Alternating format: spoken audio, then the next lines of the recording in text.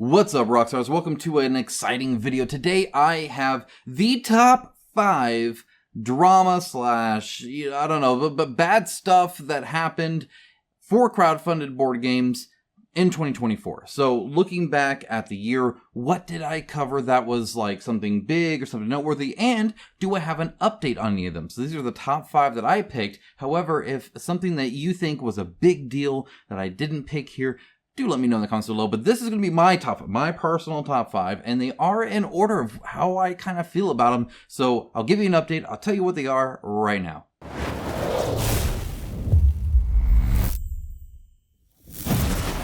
Now, 2024 was a crazy year for me personally, but also for crowdfunding in general when it comes to board games.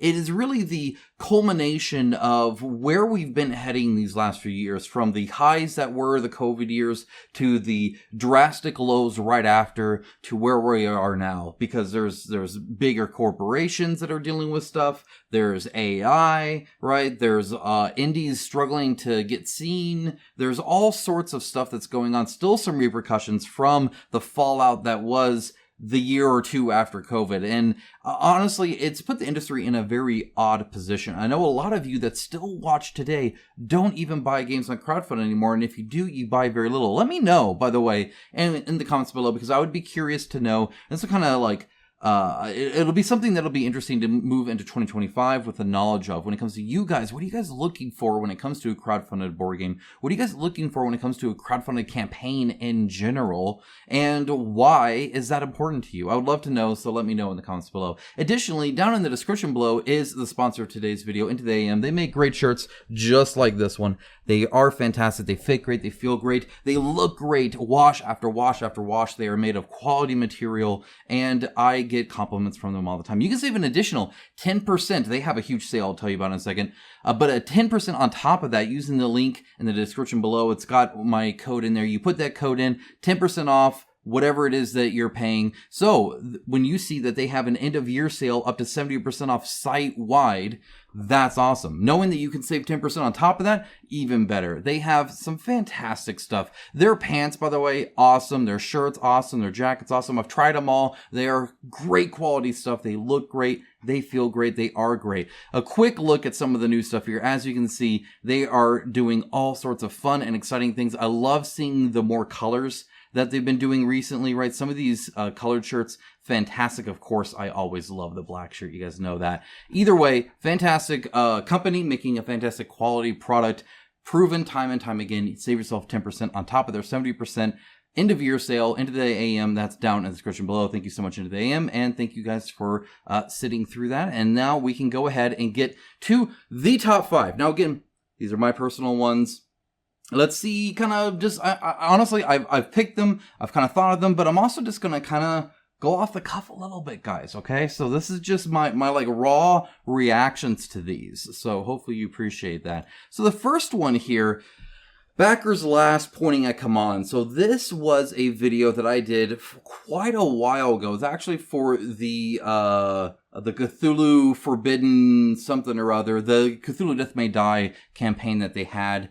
They were really, really slow on delivering Wave 2, and they started, obviously, selling lots and lots of copies when it comes to retail, when it comes to, like, Gen Con, all that kind of stuff. And it just has become kind of a meme to where, like, if you want to actually get the game that you paid for in crowdfunding, go to Gen Con and pick it up from CMON before all the backers do, because that seems to be the case a lot of times. The CMON has kind of two different, silos, right? They have their retail and they have their Kickstarter. And as far as I can tell, they don't care about each other. They don't care about who's doing what, right? Doesn't even matter. Now, there are some logistics at play here, right? It is very difficult to get any kind of release close and not have one come over the other, right? There aren't going to be all these friendly local gaming stores aren't just going to like sit on stock and be like, oh, well, you shipped all of this to us, but now we can't have it, right? So the key is to not ship it, all right? So that, but at the same time, it's like they've bought it and they're expecting it on their shelves and they'll make like ad campaigns. There's all sorts of stuff around it. It's a logistical nightmare. I get it. That being said, there are companies that got it together enough to get backers first. CMON could, if they wanted to, they just don't actually care, right? To them, it's not a big deal. You'll get your stuff early. And it really proves a point. This happened in 2024 in general. And stop me if you disagree, but I kind of doubt it. That the real big win on crowdfunded board games are indie games that won't see retail at all. Collector's editions that are super expensive. That's pretty much it. You're buying an ultra premium version of the thing that you can get at retail cheaper and quicker, or you're buying something that you just can't get retail at all. So anything, come on, obviously they lean into the FOMO. They always have, but they are more and more, especially with the IP stuff. They're really big on that lately, which is why the latest one has Godzilla. Why does Cthulhu Death May Die have Godzilla? Because it's an IP that you're going to like and want and buy. And I get it because I love Godzilla myself. But either way, that's kind of their tactic, is more FOMO, more Kickstarter exclusives, more of that. Higher price, but you get it whenever, and you get the nice fancy version, which is a nice and fancy version. I get it. But it used to be that you got that plus, I got like hair on me from petting my dog. You got that plus, obviously, either a cheaper price or sooner, or all three. Sometimes you got them all. You remember back in the day? Kickstarters was like really, really good? Yeah, not so much anymore. All right, this one was kind of an interesting one. So this is all pointing to Stellaris, and really what this was is and I do have an update for this. There was an interview with the developer of Stellaris. It is over 800 days late. As far as I know, it is still late. It is still crazy late, right? And one of the things he was talking about was how, like, well, the game keeps updating, so we keep updating the board game because the video game updates, which, of course, when the video game updates, it's not like nobody doesn't have the game beforehand. You know, like, obviously, a video game medium and a board game medium are the same. No matter when you release it, the video game's going to keep updating, hopefully, right? So, like, that didn't make any sense to me, but that was kind of an excuse. And there was just this attitude about, like, oh, well, they just want to, like, hate on us, and they just want to track us, and they just want to, like, you know, do all this stuff that is, like, stupid, and, you know, like, we're doing awesome, we're making all this money, and just kind of had a really kind of bad attitude about it, and not even so much in, like, a hyper-negative attitude, though there was a little bit of that, but really on just the wrong mindset. When it comes to taking backers' money and giving them nothing in return, that's obviously a very big deal that you should speak about, you know, like with some tact and with some care. And it just wasn't something that I saw from the developer. He eventually reached out, by the way, and was just like, hey, yeah, this was kind of like a bad interview, essentially. And, you know, like, I actually like care a lot and all that, which is great to see. I would rather it be said to everybody else and not just me. But it is at least something that they responded, knew about it, and kind of knew that it wasn't exactly the best line of sight. So not the best outcome in the world, but at least it's something. I hope people do eventually get their game, and I hope that the game they get is close to what they backed and wanted. The problem is at this point now you're not going to please anybody. There's going to be people that want it to keep updating and people who are going to want it the way that it was. And now you have two different buckets of backers, and that's never a good thing because one bucket is going to be happy and one isn't. And there's nothing almost you can do about it. That's why you just deliver what you say you're going to deliver and move on from there. My opinion. That's what releasing it and then having secondary campaigns and third campaigns and milking it. And I said that in the video too. I think they could have made a lot of money off this, even more than they have, if they had just like delivered it and then continued to like iterate on it. Unless it's a bad game, which I doubt it is. It's probably a good game, so people are gonna want more of it. Hence the 6 seasons of Cthulhu Death May Die with Godzilla now, right? All right. So that is number 5 and number 4. Number 3, Mythic Games, but not the part where they're like going out of business and all that kind of stuff. It's kind of attached to that, but this was an interesting part where you almost make a victim of the person or of the company that you're trying to like make the bad guy, right? So Mythic Games is the bad guy, right? Leo is the bad guy. I'm down with it. I am. But then you do the whole doxing and death threats and police get involved and all this other kind of stuff. And it just gets really, really gross. So the canceled refers to Hell and Anastyr. Both of those are just, they're not going to happen, right? Kaman, I think, took up Hell. I can't remember if they took up Anastyr or not. But either way, we're not going to get the Mythic Games version at all. Like, this is not a thing. It's not what we're going to get, right? And what you backed, not going to get it, right? So, okay, that's done.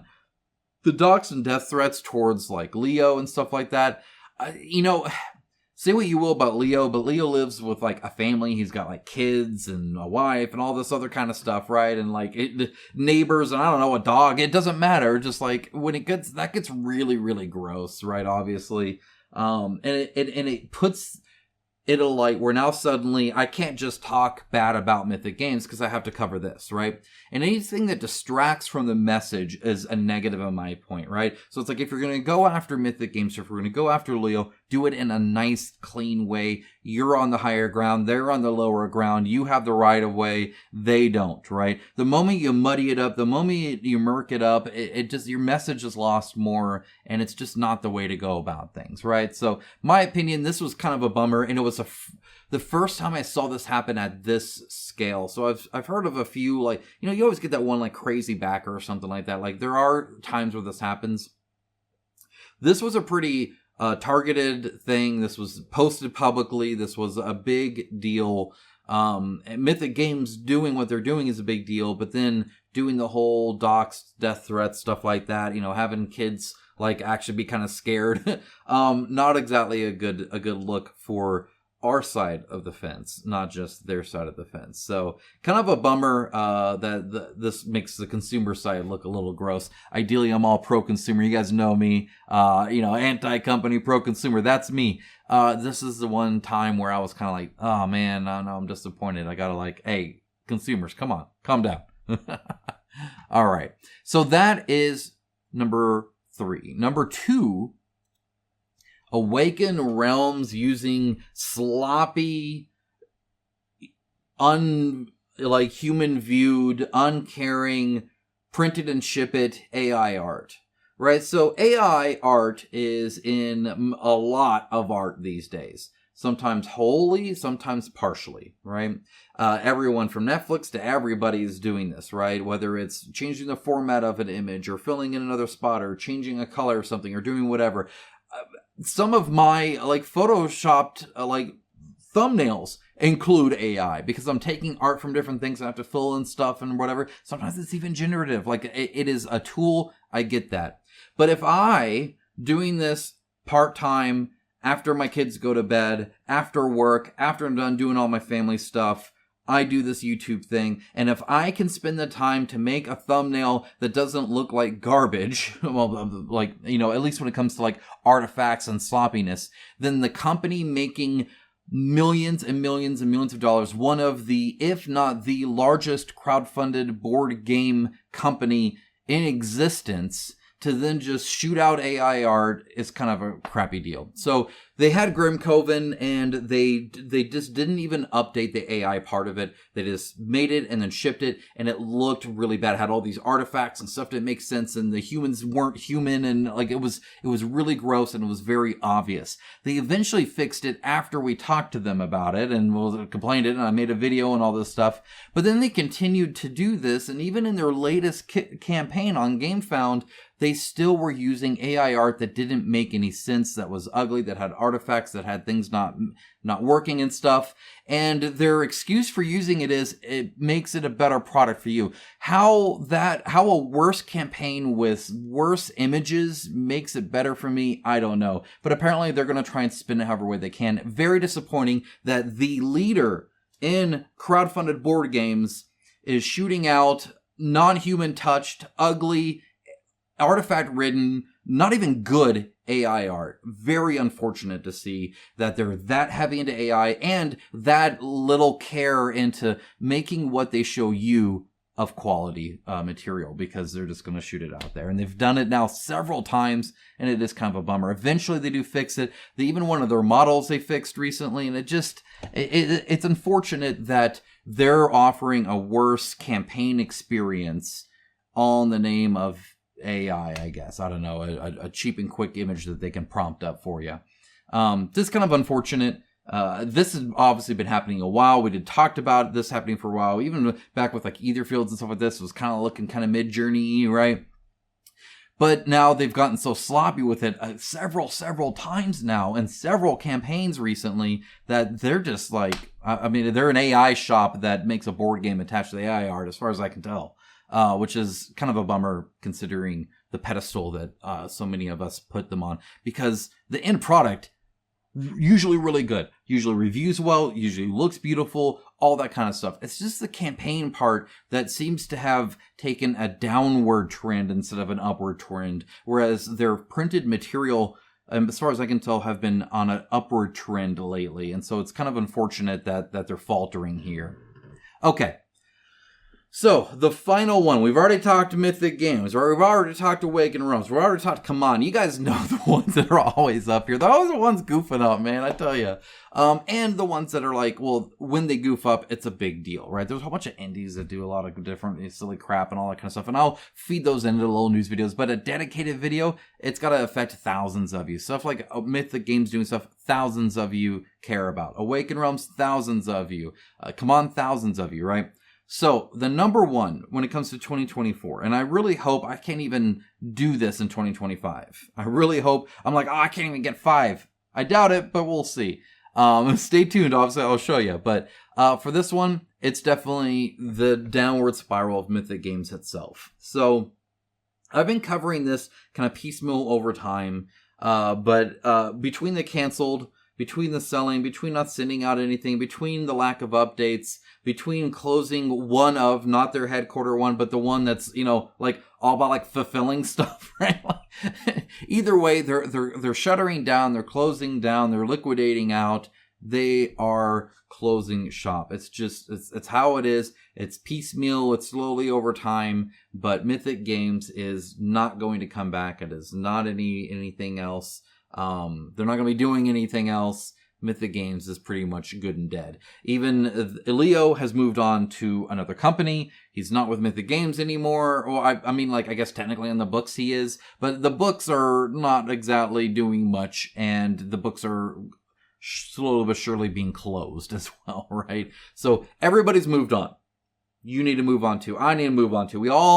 The industry needs to move on from Mythic Games and figure out what a post-Mythic Games crapping the bed and ruining everybody's hundreds and hundreds, or not, if not thousands of dollars worth of games means for the industry.